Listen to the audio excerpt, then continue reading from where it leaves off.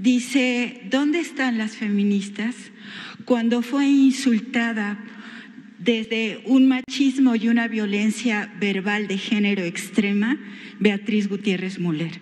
Dejo la pregunta en el aire. ¿Dónde estaban las feministas? ¿Dónde están las feministas que pueden apoyar a una persona que es acosada e insultada como lo fue Beatriz Gutiérrez Müller? Solo quiero dejarlo ahí. El presidente más atacado y la comparación con Francisco y Madero. A mí no me gustó mucho esa comparación porque pues Madero fue derrotado. Y de alguna manera, hablando de los comandantes supremos de las fuerzas, viene ahora la consulta. ¿Y de qué manera se podría convocar a un proceso en que la gente pudiera defenderlo y defender a la 4T de los ataques que están surgiendo? Es decir, no solamente con zócalos llenos, sino con un proceso organizativo hacia la consulta, en que la gente pudiera organizarse para apoyar el proceso. Bueno, hola a todas y a todos, soy Nuri Fernández de La Caracola. Primero quisiera compartir una reflexión sobre las mañaneras, un agradecimiento, porque está pasando que hay mucho más debate ciudadano. Por ejemplo, en mi colectivo hay pues opiniones diversas sobre los distintos temas que se están tratando aquí y la gente empieza a tener una información que antes no tenía y a tener opiniones. En mi caso, esto me ha permitido empezar a escribir y a hacer como un poquito de periodismo de análisis y creo que muchas personas están tomando posición gracias a la información que se da aquí y como necesitamos. Entonces la pregunta sería si el gobierno mantendría su postura de convertirse en un guardián del derecho a un voto libre, que es pues una de las grandes aspiraciones aquí, y si además haría un llamado a la ciudadanía para que la ciudadanía también se convierta, la gente, en guardiana del derecho al voto libre. Se hizo la propuesta en la ONU por parte de pues nuestra Cancillería, que hizo un trabajo excelente y impulsada por usted, de que las vacunas se repartieran de manera solidaria y que se viera también la situación de los países más pobres. Esa propuesta se hizo en realidad al inicio de la pandemia y fue aprobada en la ONU por una gran mayoría. Bueno, como una bocanada de aire fresco sobre el letargo en el que están a veces los organismos internacionales, fue la intervención suya en el Consejo de Seguridad de la ONU proponiendo este plan mundial para la fraternidad y el bienestar.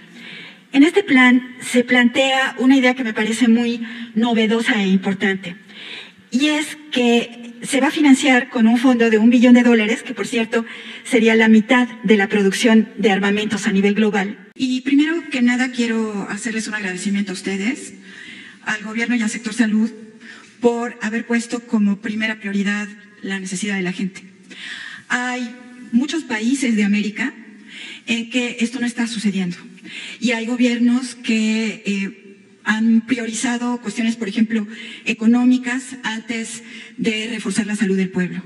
Y son dos preguntas. Una tiene que ver con la presentación que acaban de hacer, y es que esta práctica de pedir perdón, que por cierto llevó usted a cabo frente a los familiares de Ayotzinapa hace muy poquitos días, es una práctica muy importante porque pone a los sujetos que están en cuestión, en este caso pueblos indígenas y conquistadores, en el justo término.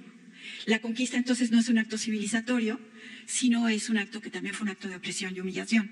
El hecho de pedir perdón pone así las cosas. Entonces mi pregunta sería, ahora que se hagan los actos para pedir perdón con mayas y con yaquis, ¿se está considerando invitar delegaciones de otros pueblos indígenas del continente?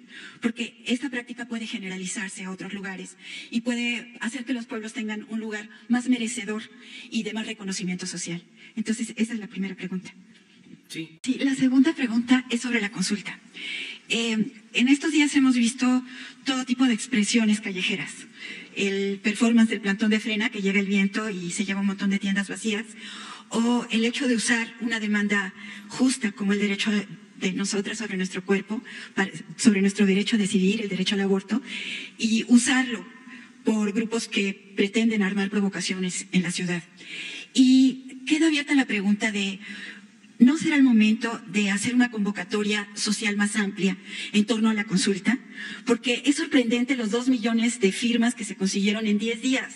Entonces es obvio que la gente quiere participar. y que a lo mejor los partidos y todo el mecanismo de partidario no es el canal exactamente que la gente busca. Precisamente por eso existe la democracia directa y la democracia participativa.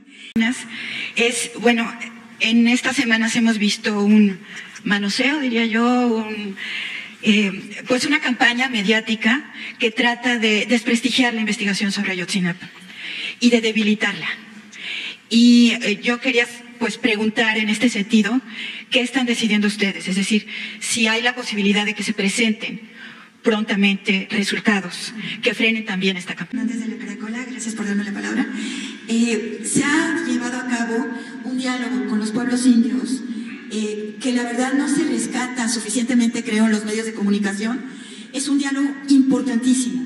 Andrés Manuel está recorriendo muchísimos pueblos y a cada lugar donde llega, el documento que presentan los pueblos ahí ha sido consensado por cerca de 100 a 300 autoridades comunitarias y autoridades de los pueblos.